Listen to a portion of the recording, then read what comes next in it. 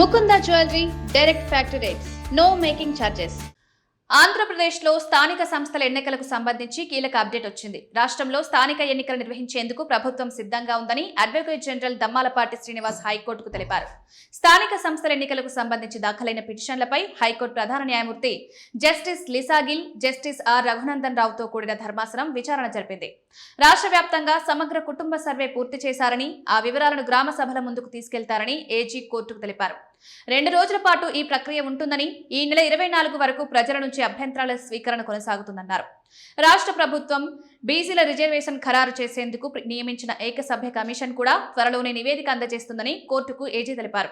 ఈ డేటా ఆధారంగా ప్రభుత్వం త్వరలోనే ఎన్నికలు నిర్వహిస్తుందని నివేదించారు. స్థానిక సంస్థల ఎన్నికలకు సంబంధించి పూర్తి వివరాలతో అఫిడవిట్ దాఖలు చేసేందుకు సమయం కావాలని ఏజీ దుమ్మాలపాటి శ్రీనివాస్ కోర్టును కోరారు.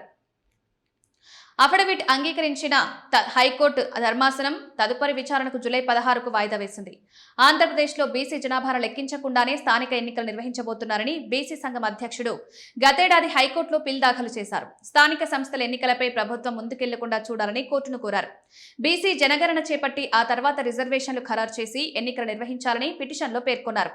సుప్రీంకోర్టు తీర్పు ప్రకారం ఏపీలో ఎన్నికలు నిర్వహించాలని లాయర్ యోగేష్ పిటిషన్ దాఖలు చేశారు. స్థానిక సంస్థల పదవీకాలం ముగిసిందని కోర్టుకు తెలియజేశారు. ఈ 2 పిటిషన్లపై ఏపీ హైకోర్టు విచారణ చేస్తోంది. ఏపీలో స్థానిక సంస్థల ఎన్నికలకు సంబంధించి ప్రభుత్వం కసరత్తు చేస్తోంది. సమగ్ర కుటుంబ సర్వే పూర్తి చేసి మిగిలిన ప్రక్రియను వేగవంతం చేసింది. బీసీల రిజర్వేషన్లపై ఏర్పాటు చేసిన కమిషన్ కూడా త్వరలోనే ప్రభుత్వానికి నివేదిక అందజేయనున్నారు. ఈ రిజర్వేషన్ల అంశం ఓ కొలిక్కి రాగానే ప్రభుత్వం వీలైనంత త్వరగా ఎన్నికలు నిర్వహించేందుకు కసరత్తు చేస్తోంది. మున్సిపాలిటీలు, కార్పొరేషన్లు, నగర పంచాయతీల్లో డివిజన్లు, వార్డుల పునర్విభజన ప్రక్రియ కూడా వేగవంతం చేస్తారు. ఇటీవల ఏప్రిల్ నెలలో రాష్ట్ర ఎన్నికల కమిషనర్ రిటైర్డ్ ఐఏఎస్ అధికారి అనిల్ చంద్ర పూనేఠా ఈ బాధ్యతలు తీసుకున్నారు.